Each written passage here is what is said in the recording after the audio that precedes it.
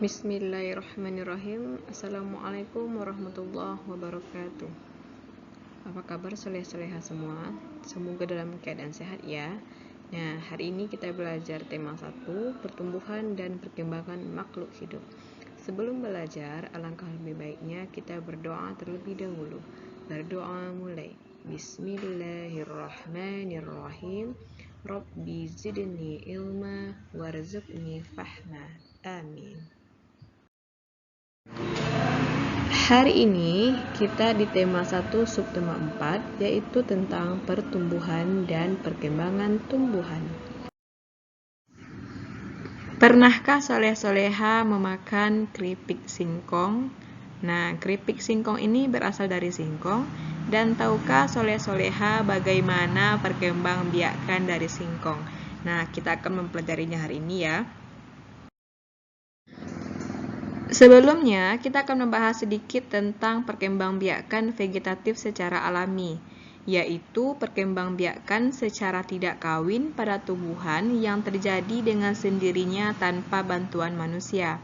Nah, vegetatif secara alami ini antara lain menggunakan umbi lapis, umbi batang, umbi akar, spora, akar tinggal, dan geragih namanya. Nah, yang kita bahas tadi tentang singkong itu termasuk ke dalam umbi akar. Nah, setelah itu kita akan lihat lagi bagaimana selanjutnya.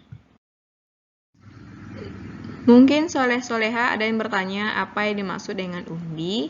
Nah, umbi itu sendiri merupakan salah satu organ dari tumbuhan yang mengalami perubahan fungsi yang mengakibatkan perubahan bentuk dan ukurannya. Hari ini kita akan membahas tentang 3 macam umbi.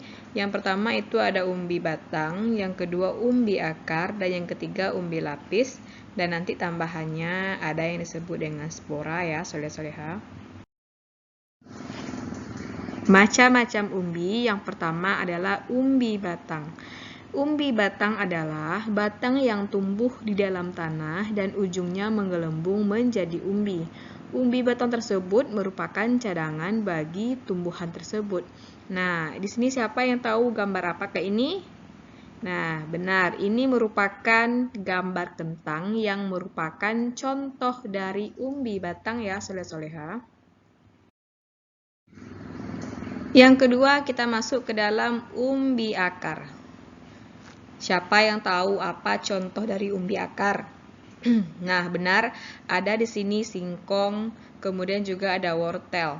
Nah, sebelum kita bahas tentang itu, kita bahas dulu tentang pengertian dari umbi akar ini. Umbi akar merupakan akar yang membesar berisi cadangan makanan. Pada singkong, umbi akarnya tidak dapat digunakan untuk berkembang biak karena tidak ada pangkal batangnya. Sedangkan pada umbi akar pada dahlia dan wortel dapat untuk berkembang biak karena ada tunas pada pangkal batangnya. Makanya kalau kita menanam singkong, yang kita tanam adalah batangnya, bukan singkong itu langsung ya, soleh-soleha. Kemudian kalau ada orang tua antum yang menanam bunga dahlia, nah yang tanam bisa dari umbi akarnya ini atau disebut dengan cadangan makanan pada bunga dahlia tersebut ya, soleh-soleha. Nah, siapa di sini yang pernah menanam bawang merah?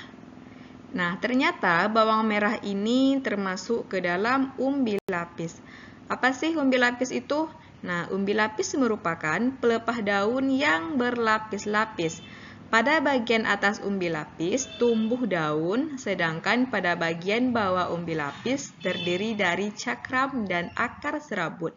Nah, contohnya adalah bawang merah, bawang putih, dan juga umbi lapis pada bunga tulip ya, soleh-soleha. Yang selanjutnya adalah tentang perkembangbiakan tumbuhan secara spora. Spora adalah cara berkembang biak beberapa sel yang dihasilkan dengan berbagai cara pada tumbuhan yang tidak berkayu. Contohnya adalah pada pakis atau disebut juga dengan paku. Nah, ada orang yang nyebutnya paku, ada juga yang nyebutnya dengan pakis. Nah, spora ini terdapat di bagian belakang daun berupa bintik-bintik hitam. Bentuknya seperti biji tetapi sangatlah halus.